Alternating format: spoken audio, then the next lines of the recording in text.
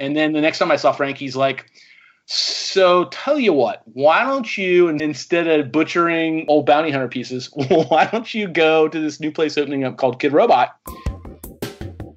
I was never asked to be in any of the Dunny series. I had to basically fight for it, and which is a good lesson in life. It's you don't get stuff. Most people don't get stuff easy. But I always thought George was always mad at me. It was it was George was always grumpy and. Hey Toy Family, welcome to the Marsham Toy Hour, where we discuss anything and everything designer toys. I'm Gary Ham. I'm George Gaspar. And no Teresa tonight. She's going to sit this week out because we're being joined by two very awesome guests that you're actually very familiar with, George. Nice. So I guess to properly introduce them, let's just say that most people are probably familiar with them. It seems like anytime there was a custom group show going on, their names were on the list. So they've done hundreds of group shows as well as curated some. Between them, they've probably done over 1,000 customs, I'm guessing. They contributed designs to companies like Kid Robot, Super 7, even Toy 2R. Back in the day when the Kid Robot forums were around, they were both crowned king of the boards. So let's welcome Leecifer and DrilOne. Welcome, guys. Hey, guys. Thanks for having us. No, thanks for coming on, guys. I know it's been a while since I first approached you about the idea of coming on. I think that was 2 designer cons ago, but I circled back with DrilOne about a month ago, and he says, yeah, I'd love to come on, but I got to come on with my buddy Leecifer. So you guys are kind of like like a package deal, huh? This is all Jay and Silent Bob. He's my hetero life mate. I'm the silent one. So I think for our listeners, it's going to be tough for them to get familiar with your voices. So the silent one is DrilOne, supposedly, right, Drills? No, it's just we get along and we have so much in common with this whole scene. And we started around the same time. Leecifer started a little earlier, but we've been doing the same thing for so many years. Right. Are you guys both in Sacramento still, or is it San Francisco now? Yeah, I'm north of San Francisco, and I've been here since 2004. And Lee, where are you? I'm actually closer to Oakland. I'm in Lafayette. I don't know where that is, but I'll pretend that I do. Let's just call it Oakland. East Bay. I'm North Bay, he's East Bay. Would you guys prefer me to call you DrilOne and Leecifer, or by your actual names, or how do you want to do it? Oh, you can call me Lee. That's fine. Yeah, Drill. Just call me Drill. It's easier. Okay.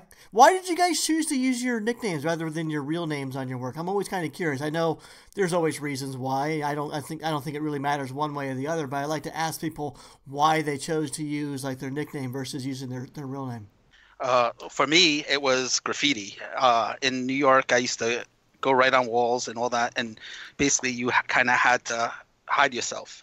So when the Dunnies from Kid Robot Series 1 came out, it was a lot heavily graffiti-based, and that's basically the start to where I jumped in, and that attracted me to the whole scene. So okay, that makes sense. I actually, as long as I've known you, you've always been in San Francisco, so I actually kind of forgot that you were a New York guy, Drills. And is that the same thing for you, Lee? Did you start out doing graffiti as well? No. Actually, I was doing gig posters. I was a graphic designer and art director for the phone company for almost 15 years. I had a corporate job. Before that, I had worked for a print company. I had worked for a mom and pop design studio, and I had worked for an ad agency. I went to the University of Akron in Ohio, largely because the faculty from the Cleveland Institute of Art and Design would moonlight there. So I could get, commuter college price tag for what amounted to Ohio's version of art school. Nice. Way to do it. And the Leecifer thing came, let's see. I always tell the story differently.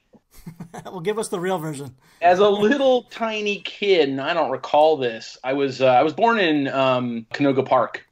My folks lived in Woodland Hills at the time before moving to Huntington Beach. And this would have been in the 70s. Actually, I was born in 67. But apparently I took a crap in a kiddie pool. I must have been 3 or 4. And the babysitters called me Leecifer. And so some of the extended family would call me Leecifer when I did things as a little kid.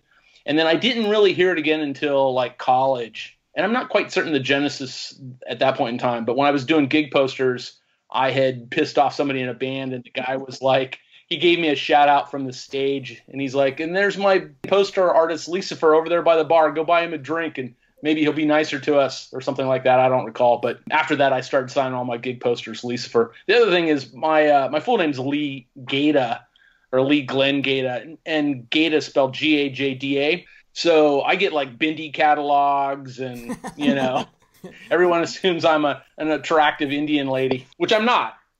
No, I've seen you. You are not an attractive yourself down. I think I try. I mean, I shave my legs. Guys, we've been crossing paths at conventions for I don't know how many years now, but I don't think we've ever actually like sat and had like a longer conversation. Usually it's the cordial hello, nice to see you again, the head nod and the wave as we pass in the aisle. So this is nice. We have talked a little bit when you were in the booth with Scott at Comic-Con. And Julie West. Yes. The amazing Miss West. Yeah, that's just usually where you would stop by, Drills, and just kind of sell things out of your backpack and use our chairs to sign stuff for other people.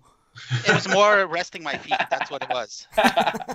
Actually, he's not the only one. I'm guilty as well. I'll accept responsibility for doing that. You guys had an awesome booth, dude. That corner booth was amazing. It was nice, yeah. I mean, well, we'll get to talking about San Diego Comic-Con soon, because you guys are part of the Dragatomi family, the original toy family. We say toy family now, but that all started back with Dragatomi back in the day, and you guys were a large part of their store, their booth at San Diego Comic-Con, but we'll get that to in a bit. So you guys were saying that you guys started doing customs around the same time? What year was that? Lee might have started first, but I started in December 2005 was my first custom I put on the Kid Robot forums. Wow. And it sold, and then in January I started doing a run of 30 custom Dunnies, and it all happened because my dog chewed off an ear on the Tristan Eaton weightlifter Dunny. Okay. So it came by accident, and I got into it, and they all sold out really quick, and I was hooked since. So, Drill, for those not familiar, how would you describe your personal customization style?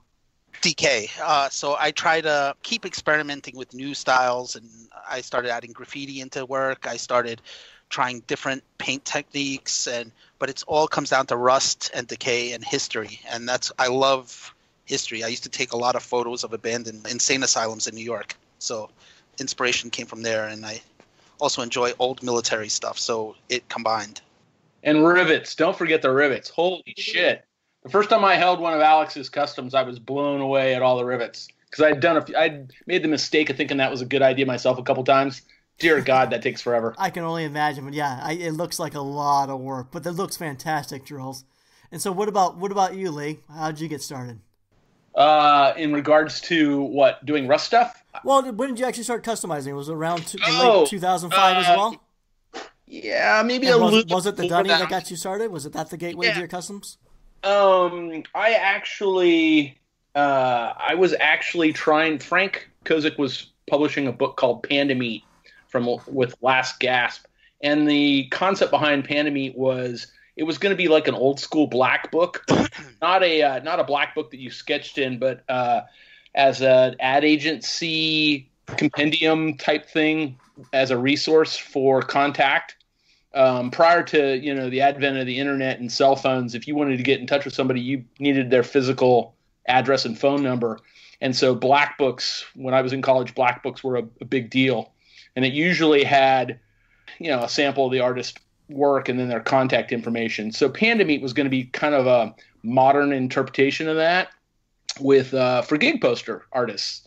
And so I took a portfolio of work, went to see Frank, and he was super gracious, really, really awesome, really fun to talk to. But he invited me over to his apartment in San Francisco, and I was so completely distracted by what he had in the cases. And this is before, I think there was a Kid Robot in New York, but this was before the one in San Francisco was actually open. And Frank had lots of like Bounty Hunter and Secret Base and Michael Lau, old school vinyl as well. He might have had some Safubi type stuff as well. Like maybe some bull marks and stuff. But I definitely remember the Secret Base and the and that stuff. And after the first meeting, I went home and paid way too much on eBay for expensive vinyl and just destroyed that stuff. Had a blast doing it. And then the next time I saw Frank, he's like, So tell you what, why don't you, instead of butchering old bounty hunter pieces, why don't you go to this new place opening up called Kid Robot, and they're going to have much more inexpensive vinyl that you could just completely destroy. And I think I killed 4 or 5 cases of Series 1 Dunnies, just massacred them. Yeah, Leecifer was known as the Toy Destroyer. Toy Ruiner. Oh, Toy Ruiner, that was it. That's two very different things, though. Like, Toy Destroyer could be a good thing, but Toy Ruiner, I don't know. Do you like that title? Sure, I don't care. It was, you know what, Gary, I think the real impetus, and I don't know that I ever speak to this, is that I took it for granted that we had so much of it in the Bay Area. I mean, we had, arguably the genesis for Kid Robot was here. Yep. Strange Co. was here. Super 7 was here. Rocket World. Yep, Rocket World. Was it Biscup or Baseman that had a shop here?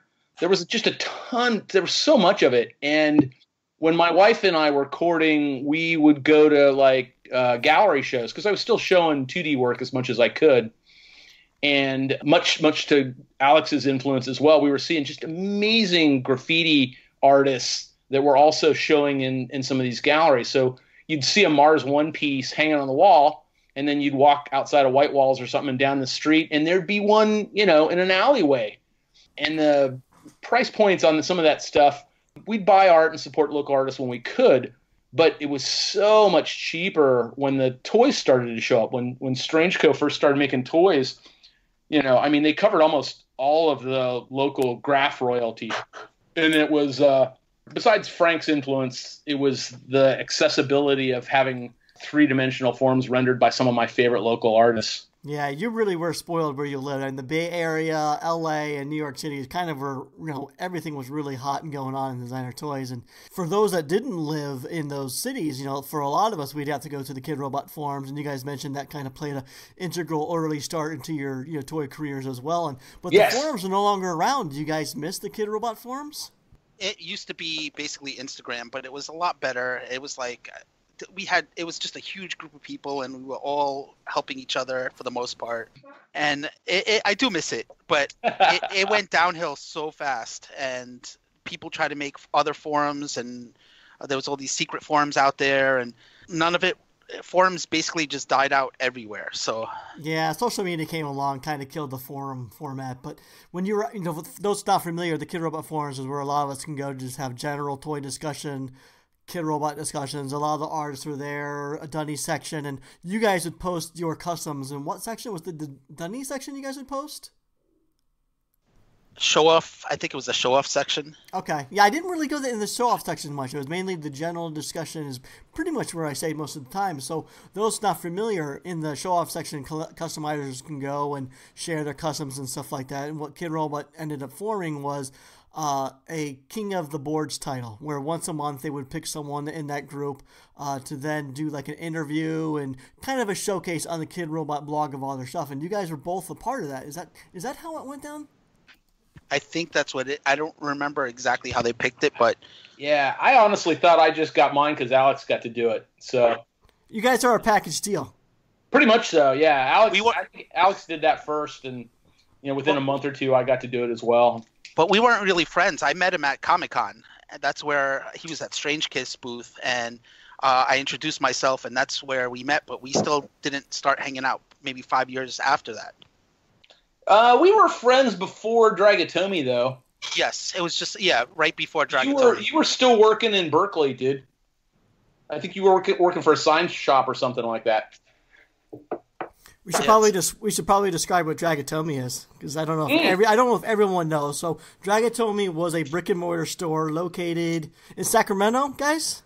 Yes, Sacramento, yeah. J Street. Okay, and it was ran by a married couple, Joanne and Ray, and it was a pivotal store for that. I mean, it was one of the go-to stores. A lot of great shows were held there, but sadly it closed. Oh my gosh, is it? I think around 2014, I want to say. Yeah, it's going so fast. It's life, so it's... Yeah, wow, I can't believe it's been 5 years. It's a blur. Did you ever see it, Gary? No, I never had the pleasure. I participated in a few events that they held, but never got to see it in person. George came up a couple times, didn't you, George? I know you came up once at least because we hung out. Yeah, a couple of times I went with when Scott had a show there. I would always try and go up with him. Yeah, they were great. That was a cool store. It was like the little area, the street was really cool. Like a lot of foot traffic, everybody kind of hanging out. Yeah, they had art walk. Before there was a shooting on somewhere around there, they had art walk, and there'd be crowds of people just mobbing into the store, and people off the street that don't know what designer toys are or customs or anything would buy pieces. It was awesome. And the internet was still, it was people, we were selling mostly on the internet, but Joanne was the key of that operation. She was a bomb, man. She did something that even hardcore galleries don't always do, which was she really made it her priority to sell your artwork. And I think the fact that they sold, that part of the store was retail, obviously it was a toy store, didn't hamper their ability to promote their artists. Sorry, Alex, I didn't mean to. I get a little over enthusiastic about Joanne and Ray. It's cool. Jumping back. She would. I had a solo. My first solo show was there in 2011, I think, and she basically weeks after the show opened, she was like calling me all the time. She's like, "I got someone in Italy that wants to buy the big piece. I had a shark for sale that was $3,500, and she worked it out." So they would, she would got a courier that would take it there, and it was awesome. She did so much back work for that gallery that it succeeded in that way. Yeah, they were great people. I really miss them, having them around. It's just their presence in their store. Like, their store was a staple in the scene, especially at San Diego Comic-Con. Their booth was like the place to go for customs at San Diego Comic-Con. Like, they supported up-and-coming artists, established artists, pretty much everyone. They were great. And the one year that they were not at San Diego Comic-Con, that's when I started noticing the change, the decline of what San Diego Comic-Con meant for our toy scene. It was no longer their premier event. Every year after they had left, something else, it just never felt the same. Other vendors just kept leaving. Hey, Gary, I was dying to ask both you and George this question. Alex and I talk about this all the time. Did you feel that it was because of everyone migrating towards Decon, or do you feel that San Diego Comic-Con sort of pushed out the toy scene? Because we both have kind of strong opinions about it. I was just curious to hear what you and George thought about that. I think it's a combination of things. I think definitely DesignerCon played a role.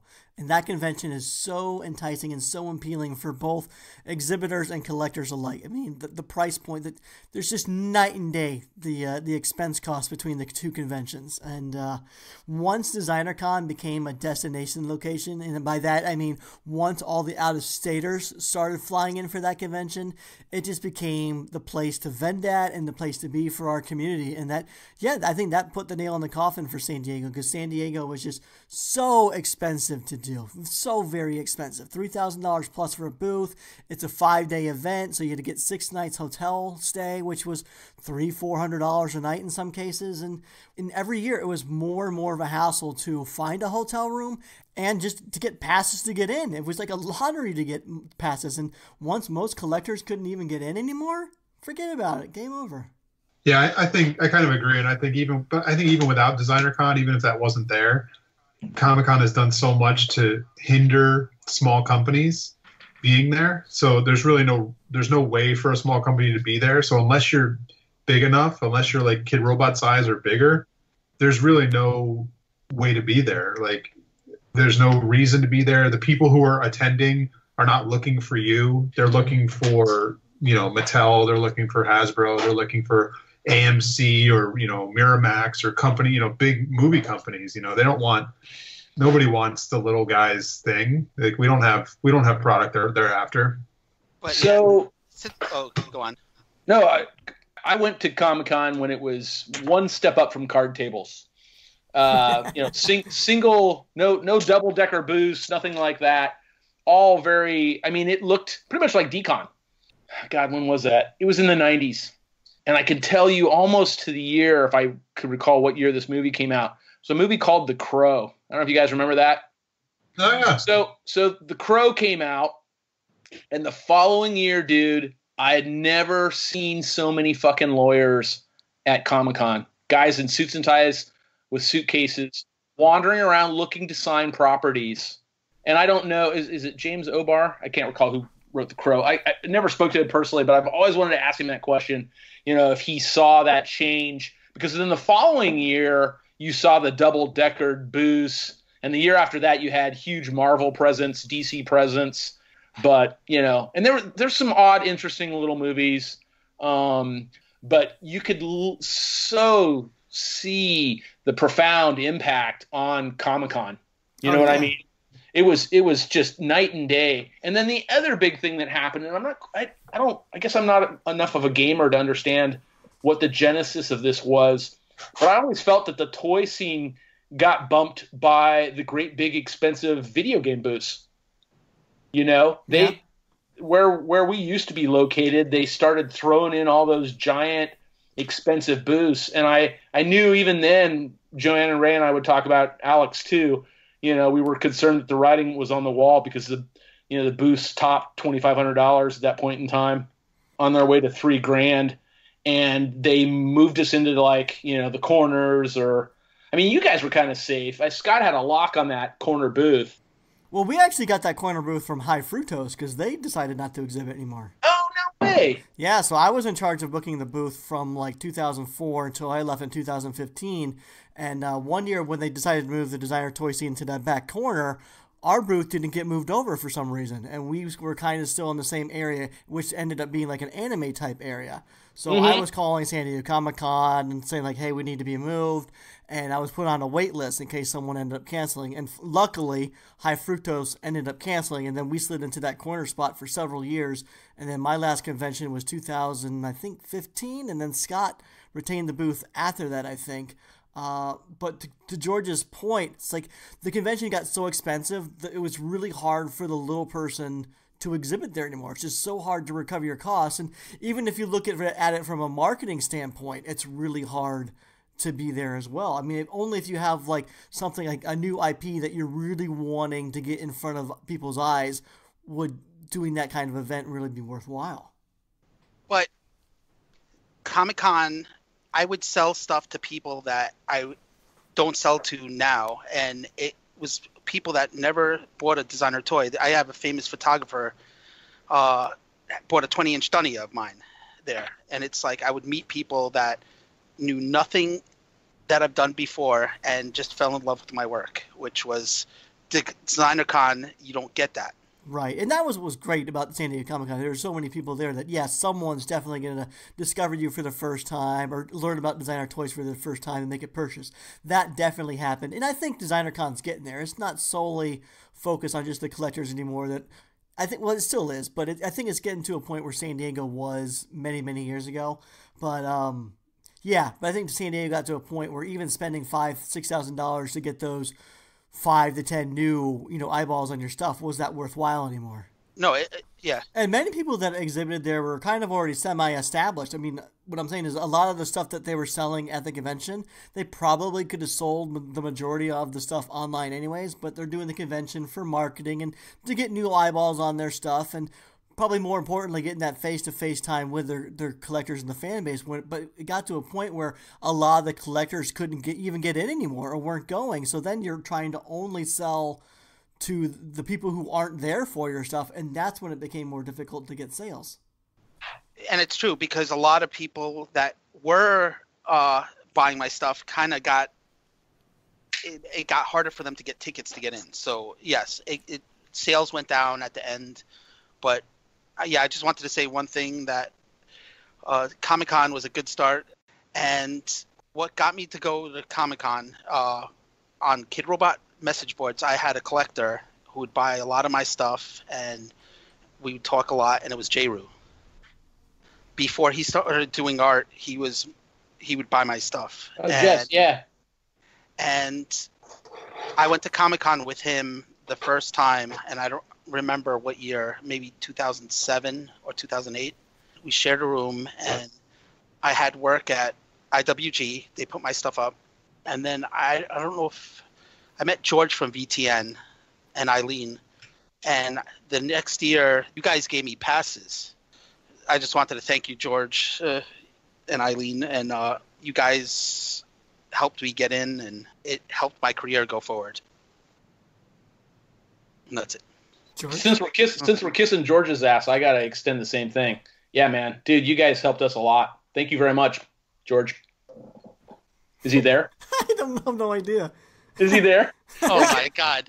We're kissing George, and he's not there to hear it. No, I'm here. I'm sorry, dude. I'm sorry. Screw it. You know what, Gary? Just edit all that out. No, that's too good to cut out. I'm such an asshole. So good.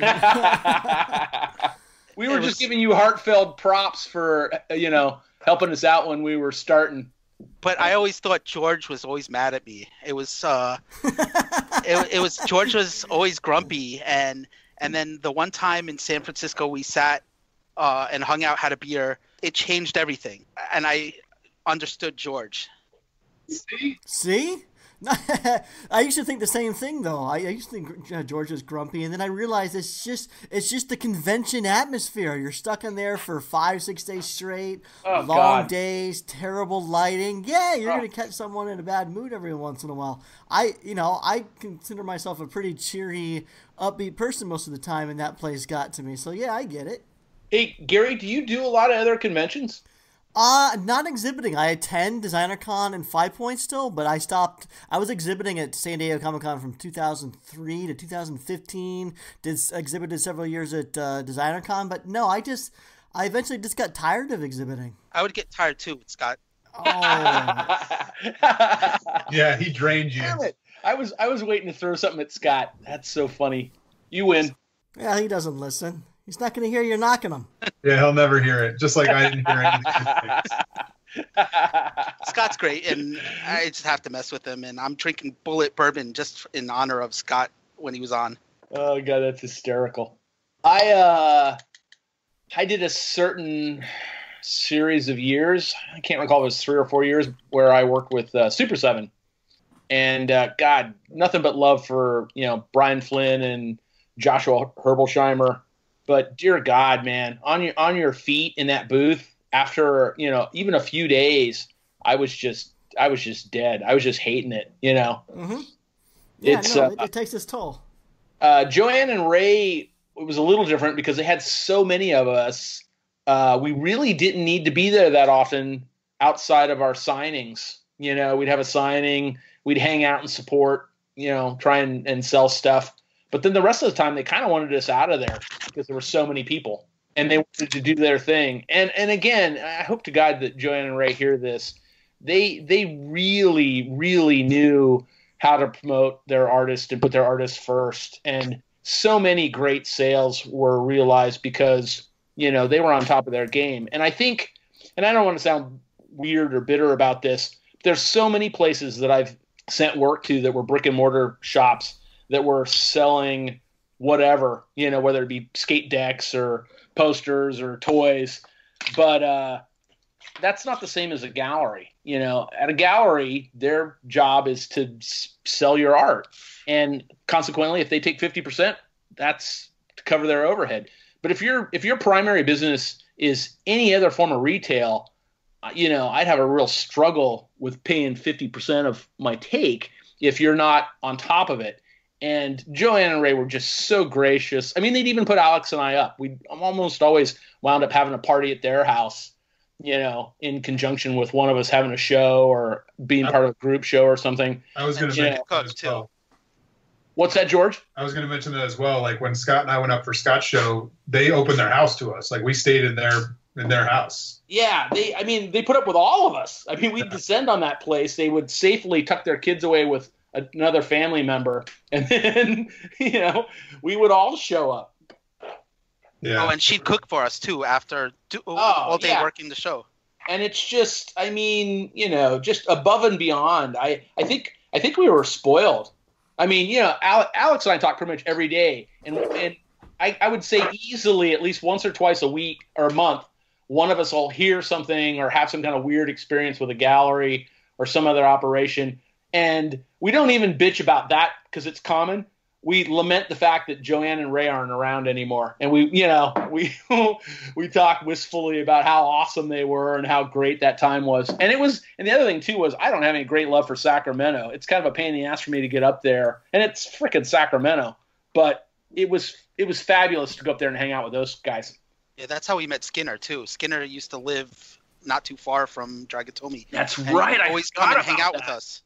I forgot about Skinner being up there. Wow, you guys make it sound like amazing. I mean, I knew that the toy family, the Dragatomi toy family, was tight and had a lot of fun, but I didn't realize there was that much stuff going on. That sounds like it was good times. But I want to get back to talking to you guys about your customs and how then you jumped to production. So, Drills, when you got the King of the Boards on the Kid Robot forums, is that how you landed your first Dunny series? No, basically, I was never asked to be in any of the Dunny series. Oh. I had to basically fight for it, and which is a good lesson in life. It's you don't get stuff. Most people don't get stuff easy, and so I did a custom series, and I sent them a photo, and a year later, out of nowhere, I get an email saying we want you to be in it. Oh, that's awesome. And Hey, you know who sent them your email, though, right? Was it you, Lee? It was me. I asked sent it. to I be sent the photo, though. But Yeah, yeah, I was asked to be in the series, and there was no way in hell. I was working on the Hanu and also working for Super 7 and trying to do some other 2D art projects, and there was just no way in hell I could do it. So, and I think Alex and I were hanging out. We weren't tight, but he was the only local guy that I thought really deserved an opportunity. But before then, I used to actually work for Kid Robot. I took photos for their SF store in 2006, I think. 2006. I took all their show photos. That's how I met Patrick Ma from IWG. I met Tara McPherson, Kozik. I took photos of all their Dunny releases and toy releases at that Kid Robot for 2 years. I didn't know that. And they took down all the photos, but I have all the photos I need to get up one day. I got old Kid Robot photos where there's the old ugly dolls in a case. It's like the first ones that ever came out, the big ones. Oh, yeah, you got to post that to your feed or start a Flickr page. Flickrs, I have so much stuff on my Flickr. If you could link it at the end, on that page, but it has a lot of old stuff. It goes back to 2002, I think. So Okay. of my artwork and stuff. So, dude, I'm not certain. I think I bought a Dunny from you. I'm almost positive because Alex had this great deal going where they were paying you in Dunnies. Oh yeah, so Tell them that story because I thought that was awesome. so basically my boss was the Baroness. So basically I was supposed to get paid $50 per photo shoot, and instead Baroness would give me a case of Dunnies every time I did that. So I would sell off the expensive pieces because I didn't want to paint them. I didn't want to be like Lee. Leecifer painted like the first Rose Vampires, like 20 of them. So, but I would, people would scratch the feet of Leicifer's customs to see what he painted. The Japanese toy world was brutal back then. So I would get the cases and I would paint all the common ones, and it was awesome. I would make triple the money that I would, from $50, I would make probably $500. Wow, that's awesome. Well, I thought it was brilliant because there's no way in hell a little brick and mortar could afford to pay Alex properly for taking photos. He was there religiously. Turning the product around and making more money on top of it just seemed like just a brilliant solution to me. But yeah, that's how I met Patrick Ma, and I ended up throwing 2008. I threw IWG custom show at Rocket World. I invited 100 people. George was in it, and I got, I think, 70 customs back. That's a pretty good return on the 100, actually. It was all like would go to Strangeco and just pick up boxes and boxes of custom pieces, blanks, and some of them were prototypes that I had to mark up so people wouldn't keep it. It was I do remember that conversation. Actually, you know what, dude? I think that was one of the first times you and I got to hang out because you picked me up off of BART and we went and spent the day unpacking everything, and you were taking photos and then set up the show. That was a hell of a show, actually. Wait, George, you actually came up for that show too. Yeah, that was really dumb. We drove up, went to the show, and then drove home. I thought you stayed with don't you have a brother? I do, but we didn't stay with him that time. Okay. Drove up and drove home the same night. That was really dumb.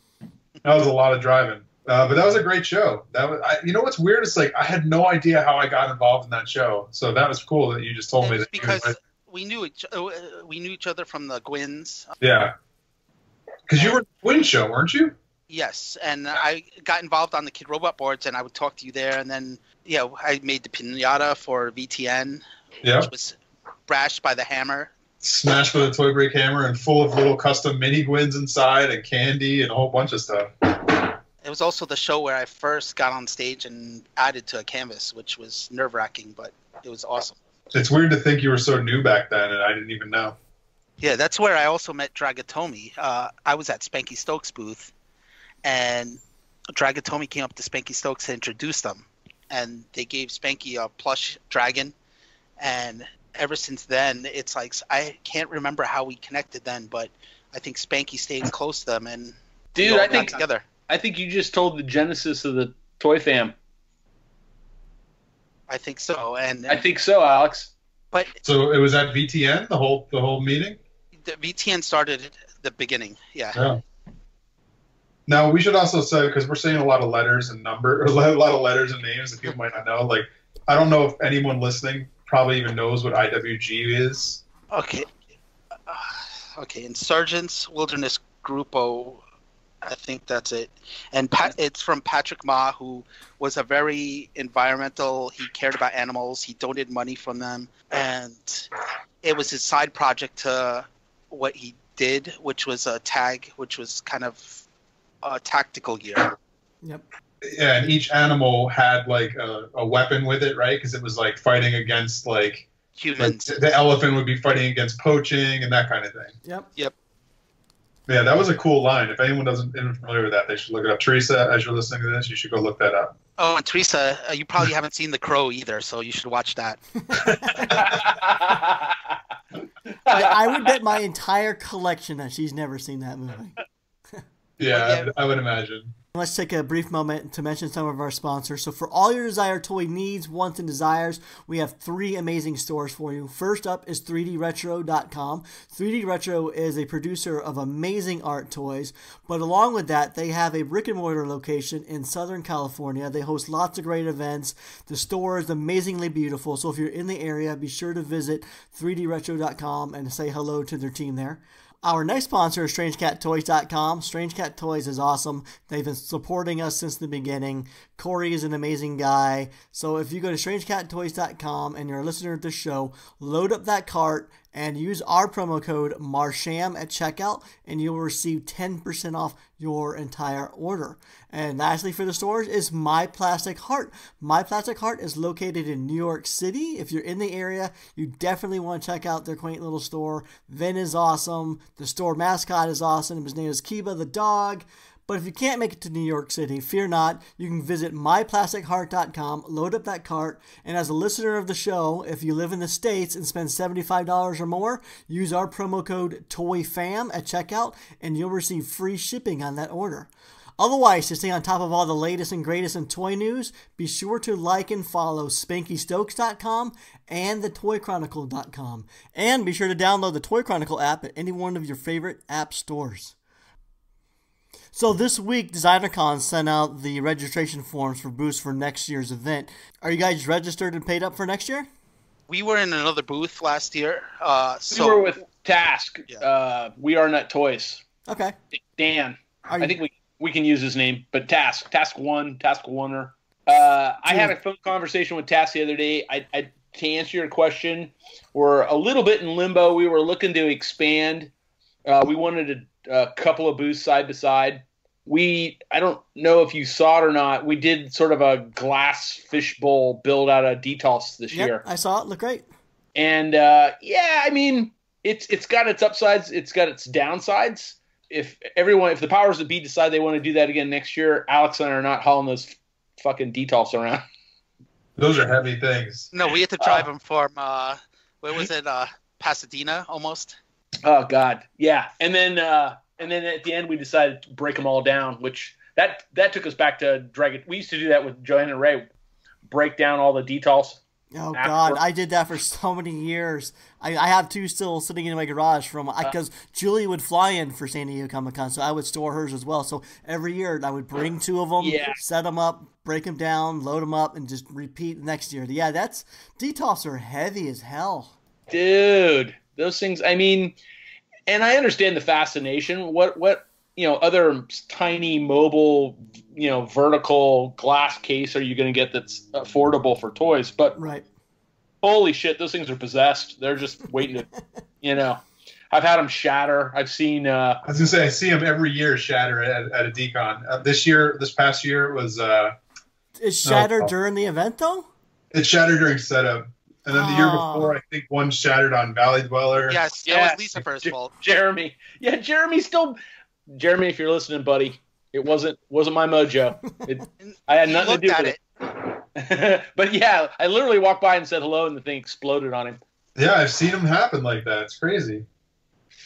But yeah, back to Decon, I definitely, if I can't get in that booth, get our own booth, I want to be involved somehow, because preview night I sold 75% of my stuff, so it was just put a grin on my face. That's why I was smiling. It was awesome. It was awesome, dude. And people actually came and hunted you down, looking for your work specifically. I think nothing's more flattering than being approached by somebody that doesn't speak English. And they're, because they've done their research, they made a decision, they liked your art, and obviously traveled from whatever country to, come hand you their money and take a piece of your artwork home. And you had 3 or 4 transactions that you pantomimed, and it was amazing, dude. All right, well, I want to ask a question then. You guys have each done customs of a lot of different figures, and then you've each had your own figure made. Drill, have you, as a Dunny, I know, but has there been anything of your own original as well, or just the Dunny? Well, I've had keys to one key. So like outside of a platform? Nothing yet, but I'm hopefully maybe next year or later this year. So what do you guys like? And I know, Leecifer, you've done Pickle Baby. So you've had your own platform, and you've got the Hanu and a couple other, like, the different versions of that. What do you guys like customizing on more? Your own things or other people's, like, random shapes? So I actually have made a lot of resin stuff of my own. I enjoy having a box of resin pieces that I could paint any way I want, and I could call my own. And so I do prefer my own stuff.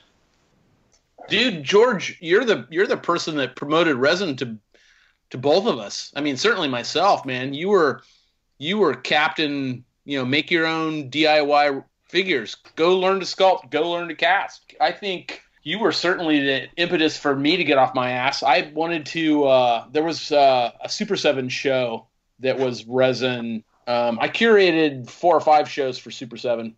And I don't know that if I did curate the resin show, it wasn't my idea. But the first time I was on your couch was right after that. I had a little standing Gamera ripoff that I was doing, a little Gammy. I got 2 of those. Yeah, cool. But I mean, dude, I was so sheepish to show it to you because I had already seen your sculpting. I'm like, I don't want to show this to George. And my wife is like, you already committed to this. You got to take one down and show it to him. You were so kind and gracious. You didn't cut me up for my lack of sculpting chops. You hit it all with paint. I did. I did hide it with paint. Well, then you handed me Spanky's little stroll, and I didn't realize it was the wax original. I thought it was a cast. And you're like, oh no, that's the original. And I just remember freezing in your kitchen, going, I'm gonna drop this. I know I'm gonna drop this wax piece, and it'll be the end of the friendship. Now, Lee, talking about originals, so you worked with Super 7 on the Hono the Flame. How did that happen? Were you working for Brian Flynn of Super 7? Were you working at the Super 7 stores? Or I know they don't work with that many artists on original design, so how did the Hono come about? My tenure at Super 7 was very brief. I worked at the brick and mortar. There was 5 or 6 of us in a back office One of my friends had worked there. Little bit of nepotism, and I got to meet Brian and Josh, and it was so funny because like Josh, everyone's always amazed at Josh's skill and talent, but that dude really paid his dues. He started on a register. He was out front dealing with the customers, cleaning toilets too.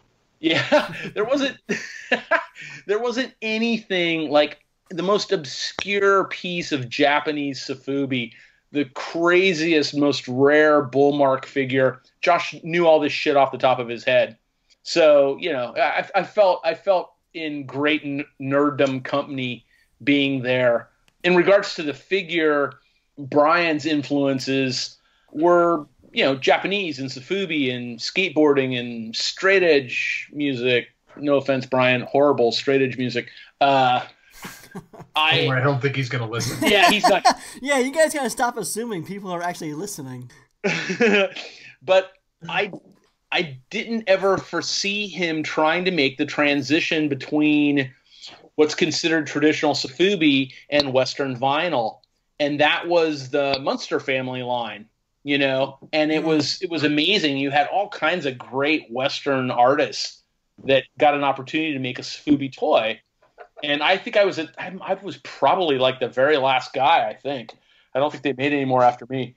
But, you know, Josh's Rose Vampire, Lemaitre had a piece, Paul Kaiju had a piece. Yep.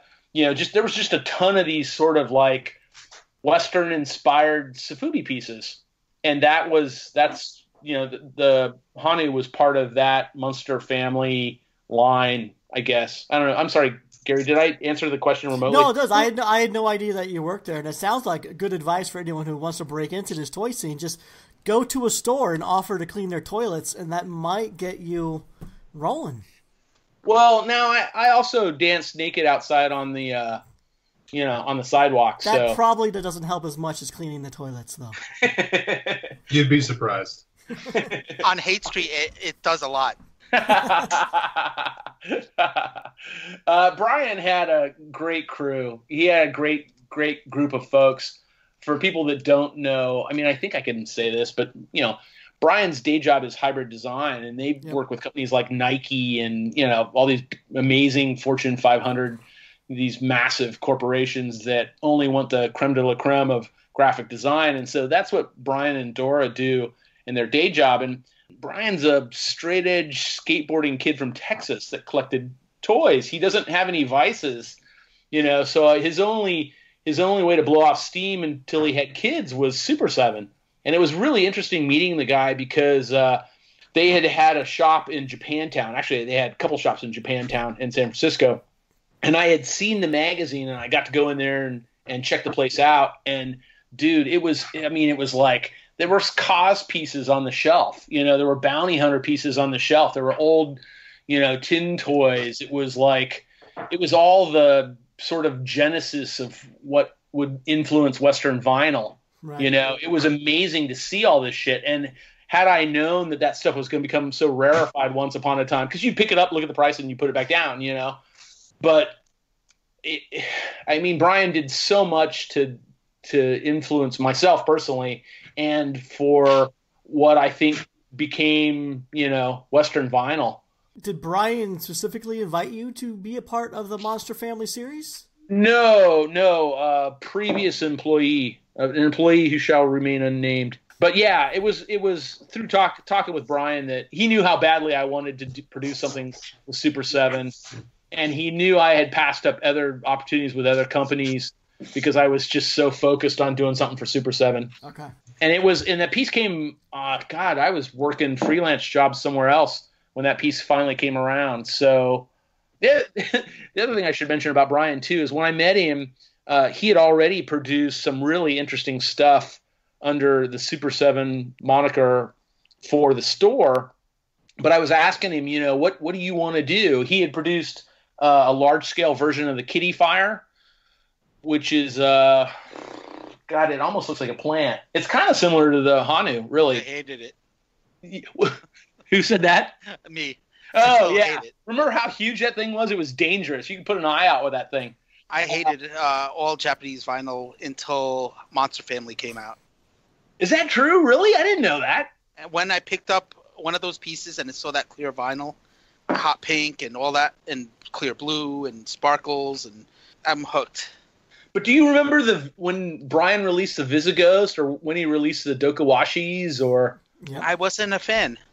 Wow, because that first show I put you in, I think I was trying to send you that shit. I don't recall what you wound up painting because I know you didn't want to paint. I did a Mecha Godzilla. But didn't you do one of the house figures? Didn't you do like a Mummy Boy or something too? And a Mummy Boy, but I liked Mummy Boys. Mummy Boys to me were like kind of a good in between too. What's your all-time favorite platform, guys, to work on? Oh, I could rattle off a ton of them. I mean, obviously, Super 7's always treated me very well, so I like the Dokuwashi, and since we know Brian's not going to listen to this, the Dokuwashi is by far the worst. It looks like a Christmas tree with a donut on its head, right? Yeah. And it's got two little like spiky arms on the side, and the joints all intersect. They all crash together. Okay, that said, this was one of my favorite pieces because it was so punk to me. It was so like, this is my vision. I don't care how hard it is to produce it. This is what I want to produce. And that's kind of the way Brian approaches things.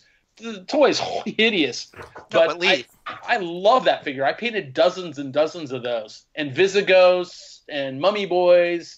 Now that said, because I wanted to kiss Brian's ass before I said this, one of my favorite companies by far was Strange Co. Oh yeah, Strange Co. Remember, Gary, I was babbling incoherently about how freaking awesome the graph scene was in San Francisco, and I never got around to naming off some of the artists, but you had like Sam Flores, and you had Mars One, you had Bigfoot, that's this incredible roster of artists that Strange Co. had. And so like one of the first things I painted that wasn't Japanese vinyl, that wasn't like a bounty hunter piece, was Tiger Baby. I destroyed, No, but Jeremy Fish too. You forgot his name. Yeah, Fish. Fish had the bunny van, was amazing. It was based off his silly pink bunnies. Yeah, Strange Co. had just freaking and I like to say this part after babbling about Super 7. Strange Co. had my favorite artist and the worst production. They were making stuff in the lowest common denominator Chinese factories. So like, everything I said about the Dokuwashi was magnified tenfold when you picked up a bunny van and all four legs went in different directions, or even, but I mean, have you held these pieces? George, I know you've seen some of them. I'm very familiar with the Dokuwashi. I just waffled one probably several months ago, but I used to love that piece. I think you'd say it's hideous, but I mean, the silhouette and the shape of it and the fact that I think that was a great piece. Well, now wait a minute. Are we talking about the great big one, the one that's like 10 inches tall, or the one smaller? the one that's about 10 inches tall.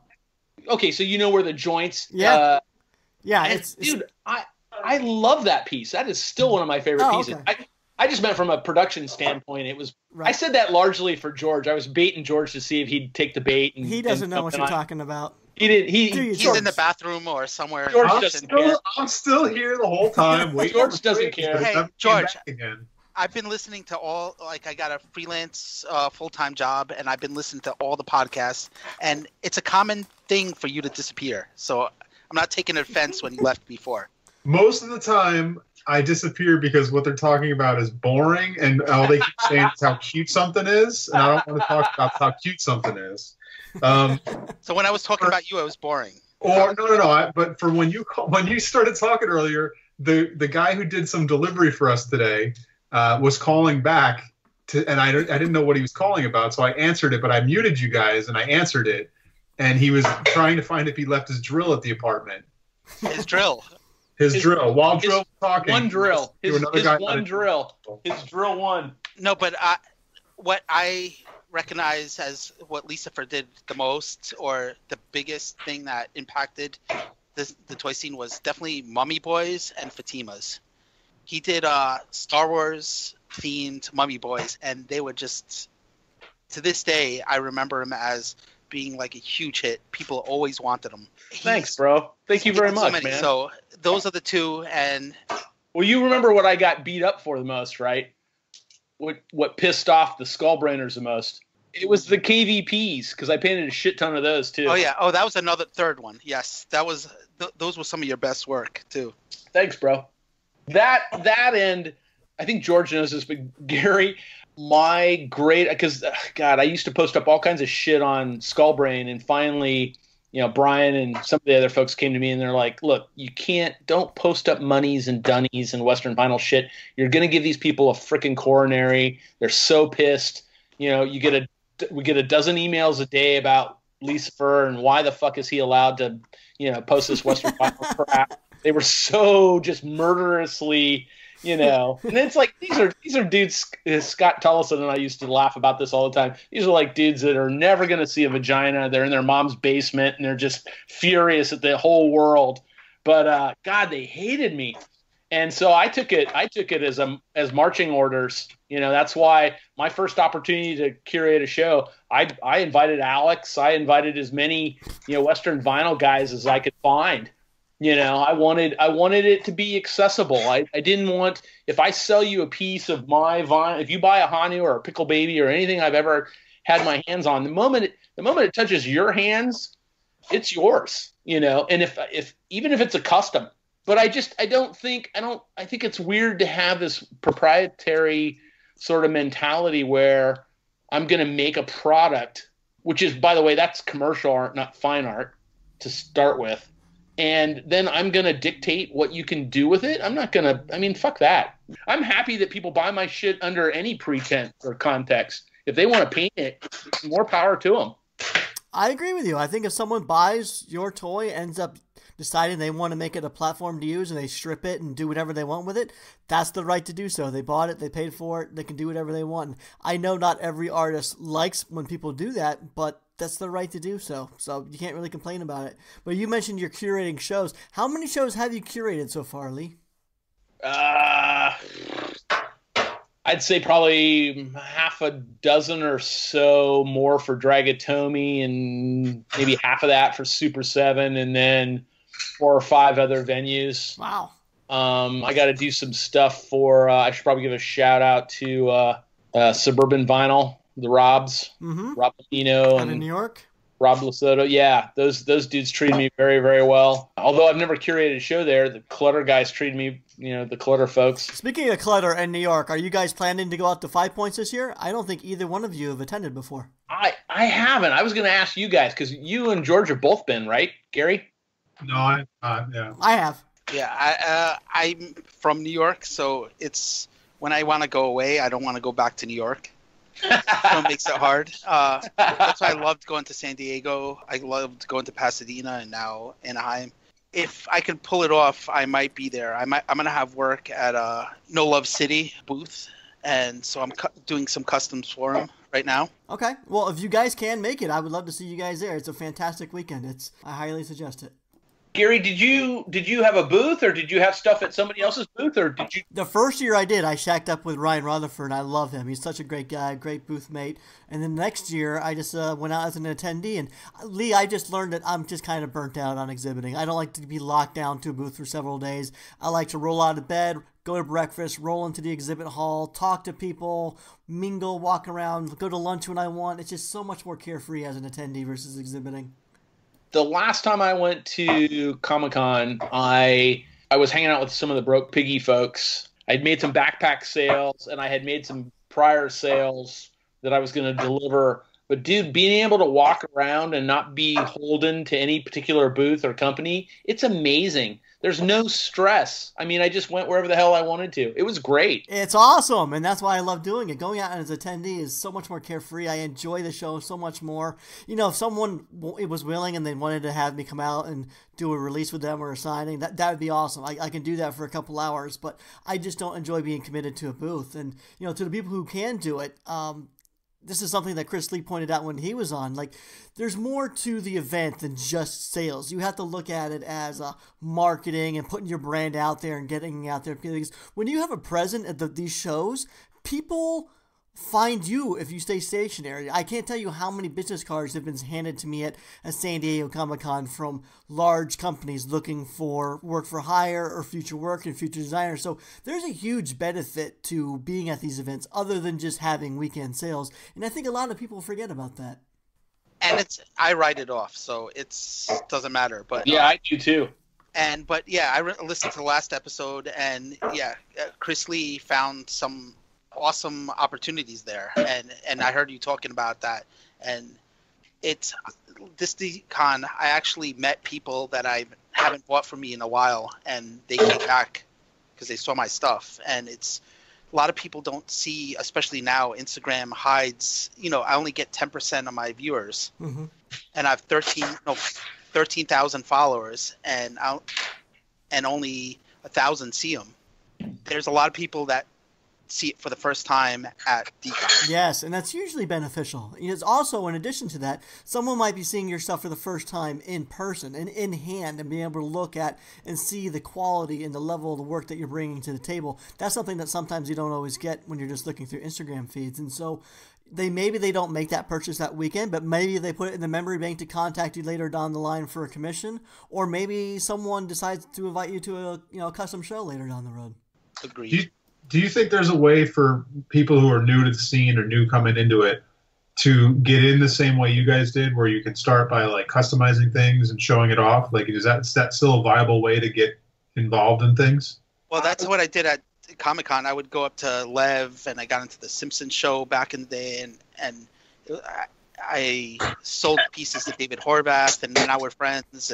But I don't think it's still, to his question, Alex, I don't think it's still relevant today. I mean, like you had talked about earlier, we build upon our popularity on the Kid Robot boards and some of the other message boards. I don't know, George. I don't think. No, but I think opposite, because I think that if you promote yourself, okay, so this is what I've tried to push on Lee all the years I've known him. You gotta spend time marketing.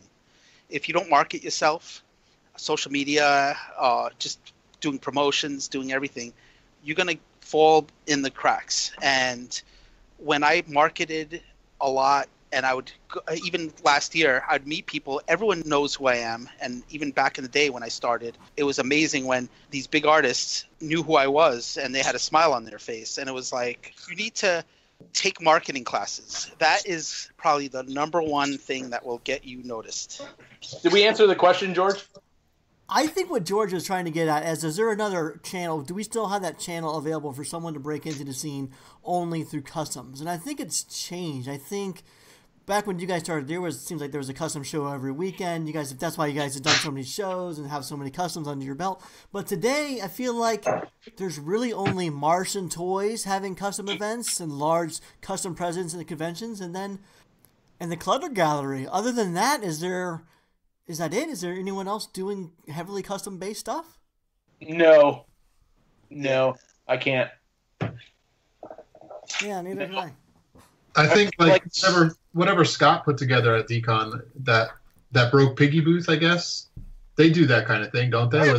Well, I think that event, George, was more of a curated event with pretty established names within our toy scene. I think what you're talking about is someone who's fresh face, needs a little lift, and I think that's where the difference is. I think Marsham Toys is really amazing and just really helping the person just starting out, has no experience. Marsham Toys is almost like Dragatomi, where they would give people chances. Yeah. We really should give Aaron some props for that, because he does go out of his way to support up-and-coming artists or people that may not have gotten an opportunity to show, at a more traditional venue. So I'm super excited to see them continue to do that. I just, I don't know if your ROI on that kind of stuff is going to be worth the time. Clearly it's a labor of love for, Aaron and his crew, Dominic, all those guys, because it's hard.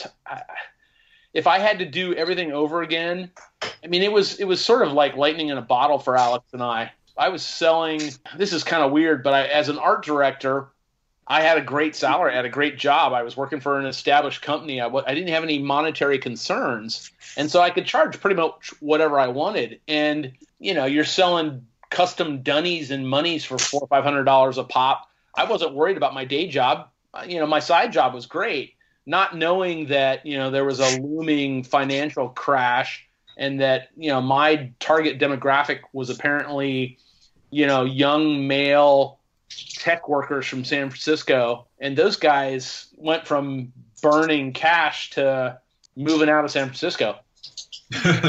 Reality hit really, really hard.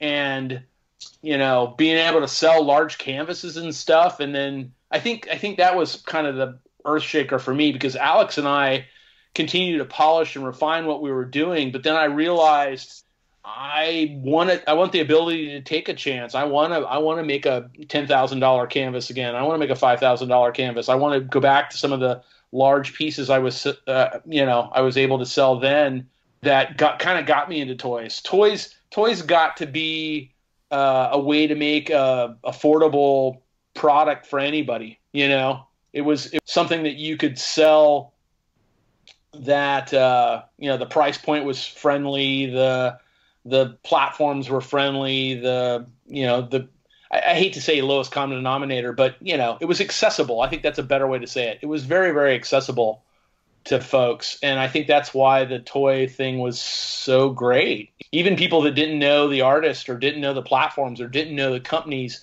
could still look at it and find some kind of value or some connective point. I never wanted to walk over to somebody that might buy something and they would go, "Oh, is that a fish?" And I had sculpted a dog. I'm like, no, that's a beautiful fish. That's, because it's open to personal interpretation. You let the client decide or the customer decide.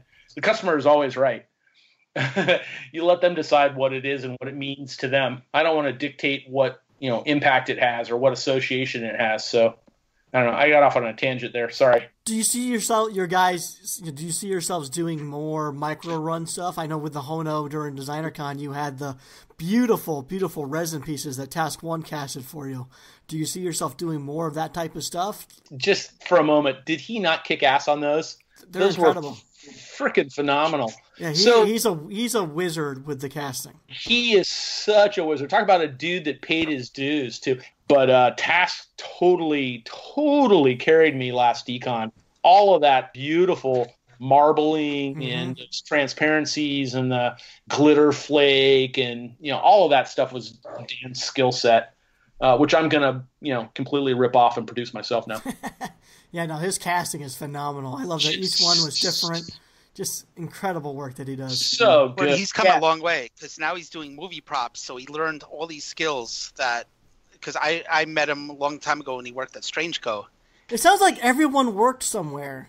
Am I getting that correct? Like, dude, you are. I think I didn't really speak to that, but it was. I didn't understand what a wonderful sort of community we had here in San Francisco. I just assumed every major city had its toy scene. Every major city would have its, Yeah, Lee, just throughout this episode, we've heard that you work for Super 7, Josh Herbersheimer worked at Super 7, working the cash registers, Task Oneers worked at Strange Co., Drills was doing photography for Kid Robot at shows and stuff, and then we all know that Huck Gee worked as the manager at Kid Robot. So I'm starting to see the pattern with the San Francisco toy scene. I think we were all attracted to art. If you removed the toy scene from it, we'd still, like guys like Task and Alex still would have had the graffiti edge. That would have been their direction towards urban contemporary art.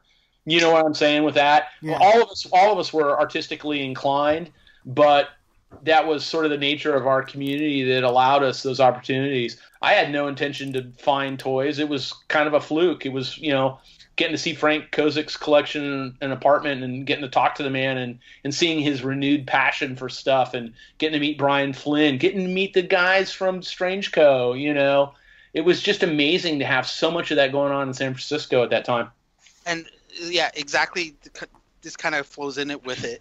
But yeah, when I was doing the photos at Kid Robot and I went to Comic-Con, I would try to tag along with Baroness and Huck Gee and Sket and Hernandez and try to hang out with them. And I was like it felt like almost like I was the third wheel, and I was always just kind of like following them.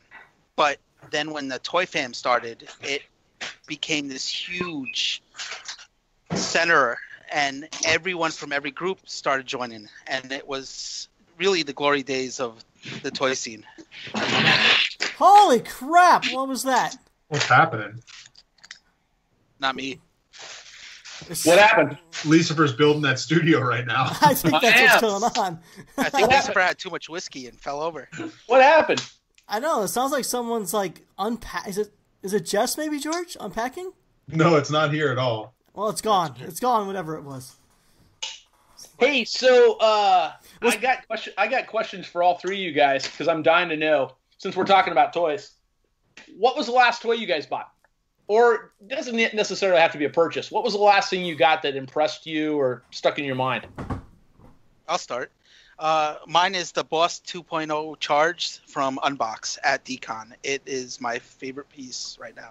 Unbox is just killing it. Dan is just doing Dan great is things. the bomb. Dan is the bomb, man. My piece was the Maximilian Cash by Pete Fowler, produced by Super Plastic. Oh, I haven't got to hold one of those yet. Yeah, it's freaking awesome. What do you think of the quality? Is that pretty badass? Yeah, Lee, it's phenomenal. It's about as good as it gets. Great weight to the piece.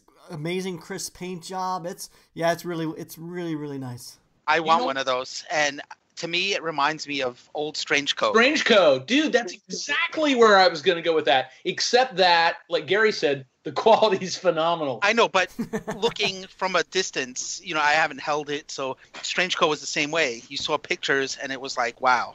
George? Yeah. The most recent toy to come into the house, it was a Kickstarter I backed a while ago called Nudies. Oh, you got those! Those are great. They arrived. Yeah, they arrived this week. Oh, the little genitalia thing? Yeah, the little doll. No way. Nagavi and Nipes. They're bigger than I thought they were going to be, and they're awesome. What does Jess think of them? I don't know. I haven't opened the boxes yet in front of her, so she hasn't seen it. We can get a live action response if you want. Yeah, let's get a live action response. Let's do it. Okay? Yeah. Come on in here. We got toys for you to review real quick. This is our new game. What is Blind box time. All right, let's see. So, which do you want to open, Nagavi or Nipes? Which one's first? But I've seen these. If you haven't seen them in person, you can tell me. The nudies? Yeah. I've seen these. Open it up. Tell us your opinion. I thought this would be done for me. Oh, you want someone else to open it for you? Yeah. The boxing is cute. Yeah, the boxes are really nice. I haven't seen the boxes. It's they just look like taped cardboard boxes. They almost look like an Amazon box. Oh, okay. Yeah. But they're really graphically made. They have black line around the outside. Real graphic. Nice. They're really tough to open. Yeah. Ah, there we go. All right, so here is. Does anybody care that they're tough to open? No. Here's Nipes. Did I get the vagina one? Yeah, Nagavi. Oh. So it's an uncircumcised penis. That's your soundbite, Gary. And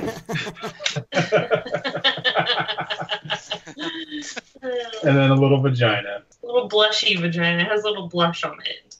Sweet. What do you think? Is it a hard vinyl, George, or a soft? Oh no, they're Hard. they're real hard. Okay. It's a real hard, uncircumcised penis. You only wanted to open these up so you can make these puns. Look, they have little back dimples. Yeah, they have That's back cute. dimples. I have no feelings about him. Where can he display them in the new house? Oh, good question. Bathroom. Good question. Oh, they'd be good in the bathroom. They might be good in the bathroom. Actually, let's put them in the bathroom. We have a shelf in there. There you go. Thanks. So, hey guys, what's the skin tone? Are they Caucasian flesh tone? Yeah, Caucasian flesh. They said they will be making other. Because I want all ethnicities. I want browns and blacks and pale whites and different shades of yellow and ochre and. I think that's the plan. They needed to see how these were going to do first. I feel like the vagina doesn't really look like a vagina one. They do you remember Sours? Yes. The Brendan Monroe Sours? Yeah, yeah. Oh, dude, I love those figures. So they kind of feel like that, but obviously not. They don't look like a sour, but they have that similar like size and shape. The penis reminds me of like an elephant type nose. Yeah, I mean, I don't think you'd look They at look them like and abstract-y. yeah, you wouldn't look at them and know what they are right off the bat. I don't think. I mean, I think that's what's great about them. And then the story behind them is really nice, too. I wish they had like a little butt. they though. don't have butts, which is weird. But Oh, speaking of butts, boo. okay. So speaking They of have butts, the back dimples, but not the butt. All toys should have butts. so Yeah. Leecifer was one of the first people to start putting butts on toys. I did. Well, I used to actually Dremel butts into my dunny designs and stuff. You know, I used to That's awesome. sculpt a butt if it didn't have a butt. Oh, okay. I put a butt on the stroll. There was never a back drawing, so I just made it. You guys have been in the toy scene for a long period of time. You've rolled with the Dragatoni Toy Fam and all that sort. Do you have a favorite memory from the past 15 years, 14, 15 years? I have a lot. But like, here's one thing that I haven't mentioned. Like, I remember going into Kid Robot, New York City back in, I don't know, Series 2 came out, the Dunnies, and there was Cause toys for under $100 sitting on the shelf. Yeah, if you can go back in time, right? But so 2011, when my Dunny got released, I was in New York visiting family, and my Dunny came out. But apparently, New York Kid Robot was having a Paul Bunnett's book signing, so they couldn't announce any artists coming there. But they were like, "You're welcome to stay here." And David Chappelle was there, and his son started crying.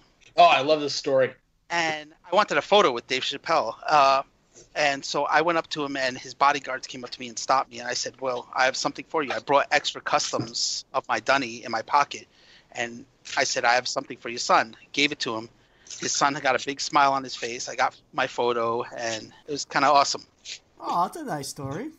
But yeah, one thing I do miss is the lines. That line for 2011 Dunny series went around the block in New York City. Also, all the series that I photographed in 2006 had a line down the block on Haight Street. Yeah, I've never actually been to any of those events, but I go to the toy blogs and see the lines of people, waiting in line to get to these Dunny release parties or trading events. And you're probably the ones of the photos I was probably looking at. But yeah, they look crazy, and we just don't have that going on anymore. And the cases would sell out by middle of the night. Wow. So it was like if you were on a certain amount on the line, you would not get a case. Do you think we can get back to that, or is that just a thing of the past? There's so many different toys now. It was like even me and Leecifer talk about how Dragatomi, we do blind box series. I would do custom series in a box, and I would sell them out in 3 minutes. 3 minutes. That was the threshold, yeah. If you could sell out, 20, 30, 40 pieces? 60 pieces. Yeah. Wow. Do you guys think that the Dunny still carries the weight, the clout that it once had? Or the cachet. Or the cachet that it once did back when you guys were doing this stuff? You know what? I think it's come back a little bit because I'm looking at what Kid Robot's doing right now. And they're doing these custom runs. And they're they're priced extremely high and they sell out. And I think it's still there, but it's not there how it used to be, because it used to be like, if you're not sitting at a computer pressing F5, I think that was a refresh, to try to get a Dunny, you weren't going to get it because it would sell out instantly online. Right. I think it's still one of the only platforms that sells as far as like when people do customs on it. Like, you can do a custom on, anything you want, obviously. But I think as far as people that are going to buy it, I think most people will only buy custom Dunnies. Yeah, I agree. I think Dunny is the premier platform for sure. I think there's so many collectors out there for Dunny still that it's still going strong. I mean, there's Squink is one that I can think of, a customizer that primarily makes his living off of doing probably 90% Dunny customs. But he doesn't. I don't think he makes a living because he does one a month maybe. Yeah, but he has that Patreon account and the custom commission club where the list is always closed. It's just he is doing tons and tons of customs, but we only see the ones that he makes available outside of the privately sold stuff. Yeah. I don't think Drills, you never told us what your favorite platform to work on was. I would say I have a few. The Dunny is definitely one.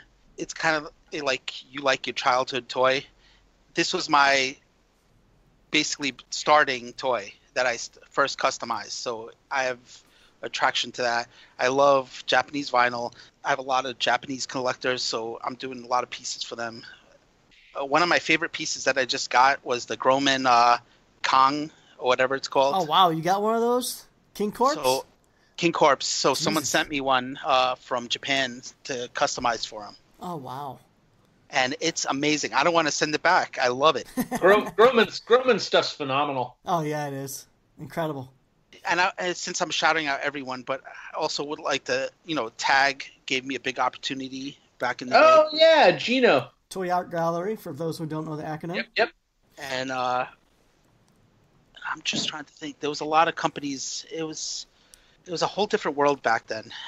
Is there a platform that you guys have not wanted? Maybe not a platform, because people will send you guys a King Corpse. There's a lot of toys that aren't really true platforms. Is there a toy that someone sent you that you turned down because you didn't want to touch the piece? There's a lot of toys that I wanted to turn down. And being basically, I left my job as a designer so I could do freelance design and custom toys or be an artist. And I always wanted to be an artist, not a customizer. So exactly, I consider myself an artist more. Me too. But it was a lot of toys that people sent me, and it's like I had to pay the bills, and I was like, I don't want to do this. And after I did it, I loved it. Oh, yeah, I know. That's how it usually happens, right? You usually complain and bitch up front. You just don't want to do the work, and you procrastinate. And then once it's done, you're like, oh, I actually like this. I kind of don't want to sell it. Well, there's been a few times where one of us would get something really, really cool, and then we'd either make a trade for a common one or... Because we are at the heart of this, collectors.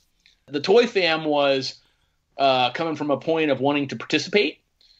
I've done a little bit of mural work and graffiti work, nothing like what Alex has done. But when my wife and I were wandering around San Francisco, I wanted to be part of that community. You know what I mean? Mm-hmm. I had gotten to show in some pretty good galleries, but I wasn't above paying my dues and showing in anywhere that would hang art. But the toy scene was something new, so you got to start on the ground floor, if that makes sense. I mean, how often are you going to get to be part of a new art movement, right? A new urban contemporary art movement? Does that make sense? No, it absolutely does. I was gonna shows is where I sell the most, and I actually sell to people that normally don't see my stuff, which is cool, but it's hard. It's hard to sit there and try to figure out your own toys. I wish I could make more sculpts and more designs, and I had some of the stuff I've done before. I had Chris Raniak and Amanda Louise Spade help me on designs, and Walter Chauskowskis, yeah.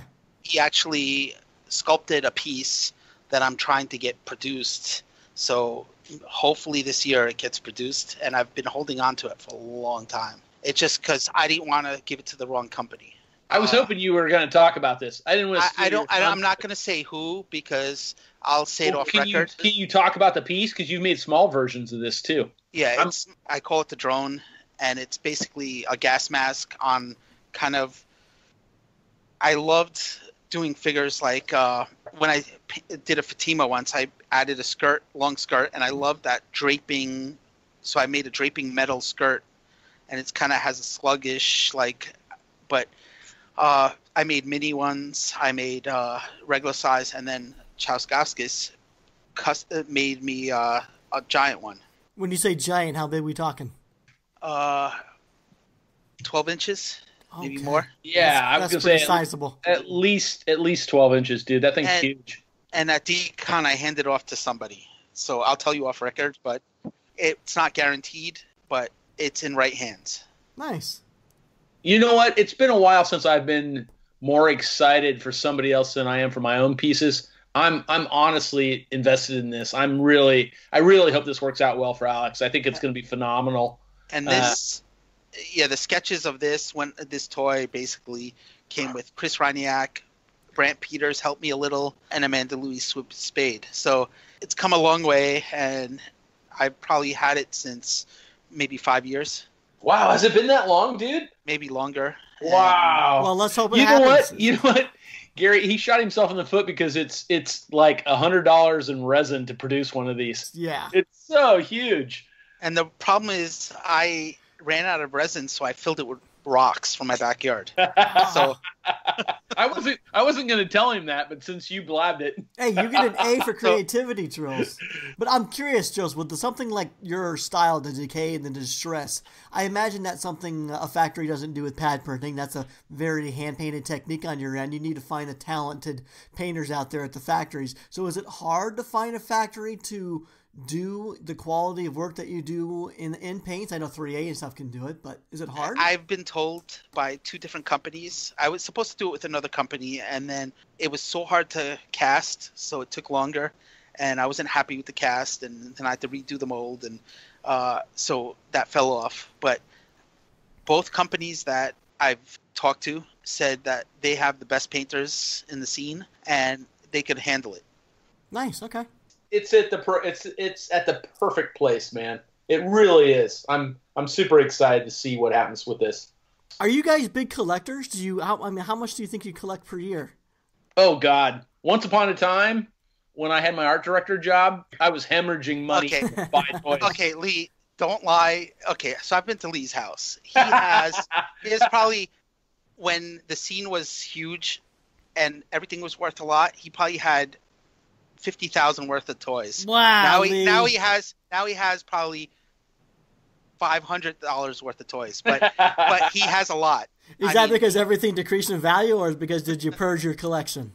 I had we had 17 detals. We had a large house in the Oakland Hills. But I mean, most of the money was honestly tied up in the art collection, the 2D art collection, the paintings and drawings and prints and stuff. You had 17 detals full?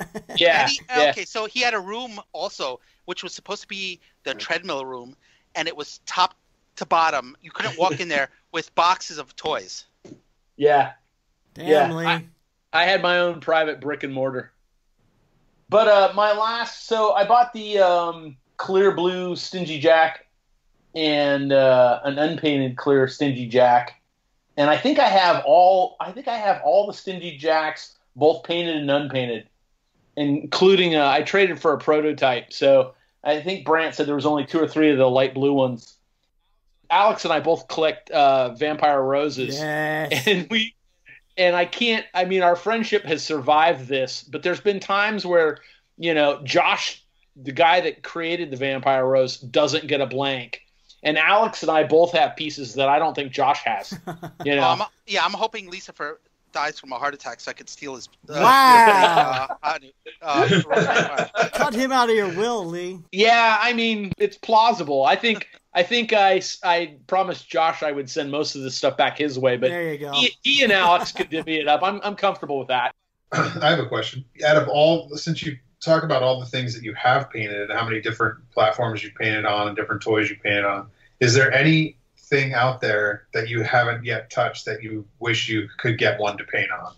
Well, Alex just scored one of Groman's Kongs. I think that'd be a fun piece to paint. For me, it's the stuff with like lots of gnarly detail. George? Yeah. Dude, let me tell you one of my favorite pieces to paint. I gotta do runs of these. It was your sculpt, buddy. It was Scott's Deadbeat. George, I love that figure. I absolutely love that figure. Well, I appreciate it. I have probably 3 of your customs, at least. You guys working together on that piece made it one of my favorite. And in fact, if I'm looking at my case right now, there's a shit ton of Strange Coast stuff across the top. The very top of the case has Dokuwashis, and then there's Vampire Roses, Mummy Boys, the Hanu, below that Stingy Jacks, my own Pickle Baby, and then I think I've got every one of Scott's Deadbeats, George. And the sculpt on that is just, it's incredible. It's still one of my favorite sculpts.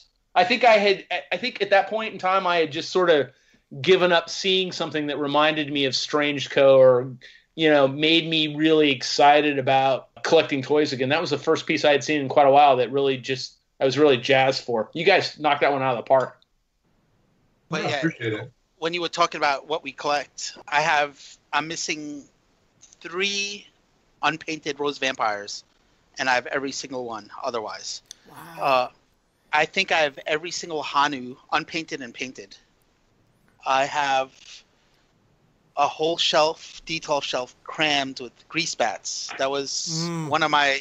Oh, I forgot the grease bat. Jeff Yeah. Lamb, Monster Worship. Yeah, So that's a great one. I was at Comic-Con, and I was with J-Roo, Jesse, and Monster Worship was selling him, the black ones.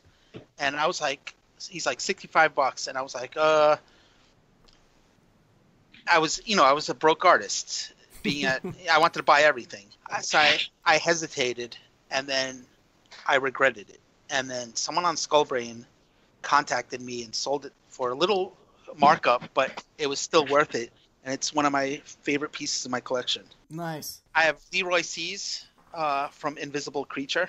Are you familiar with them? Yeah, that's a great piece.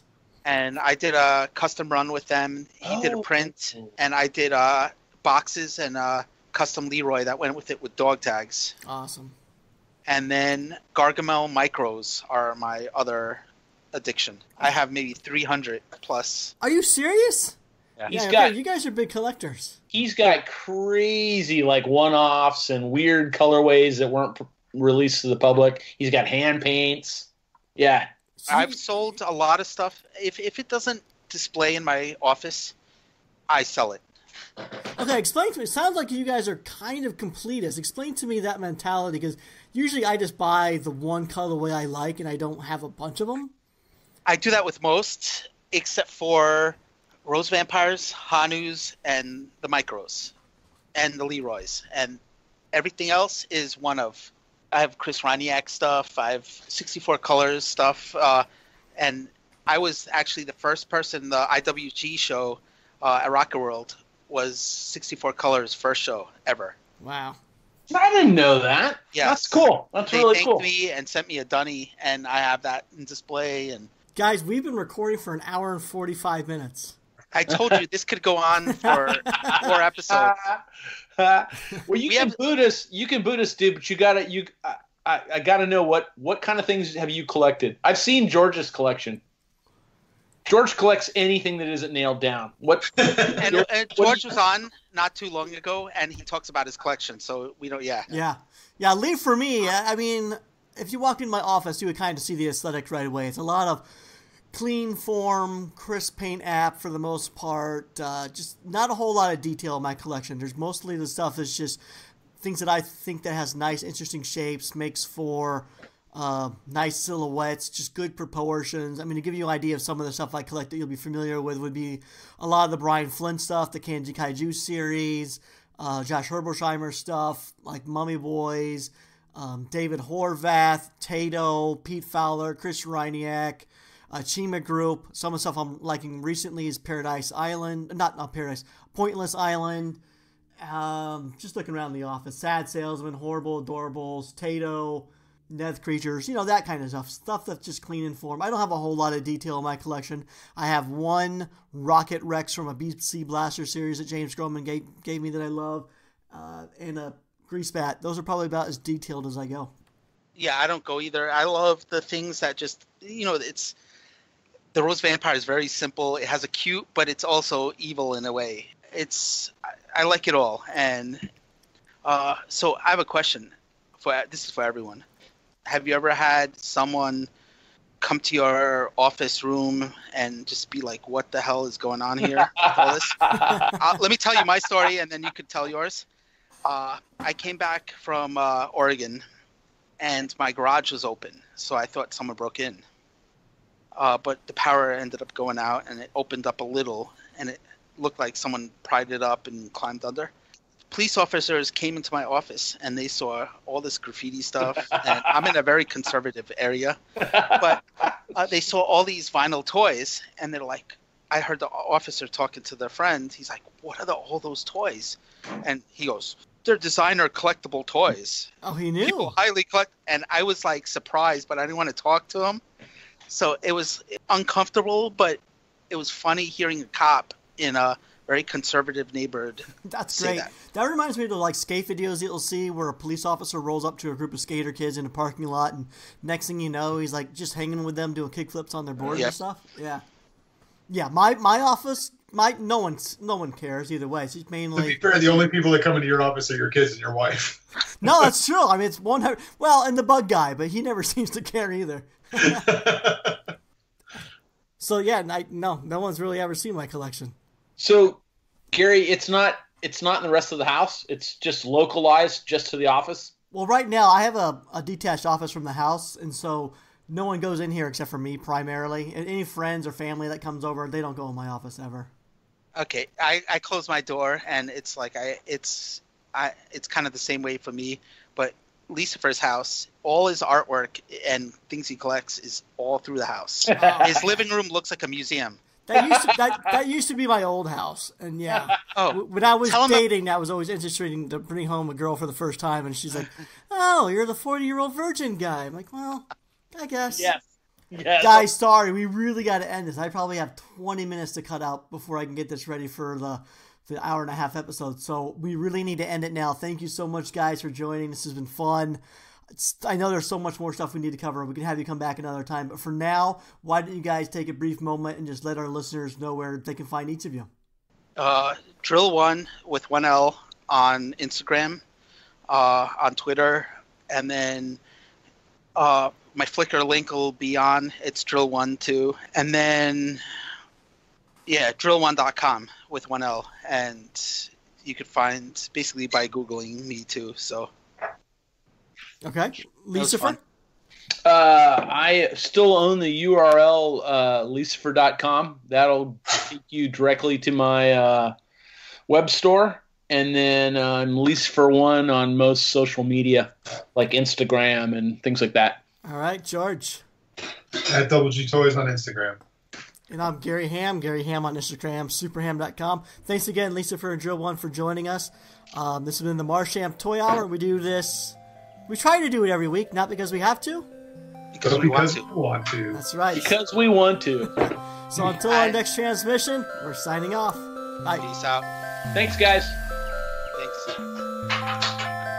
Cut. Okay.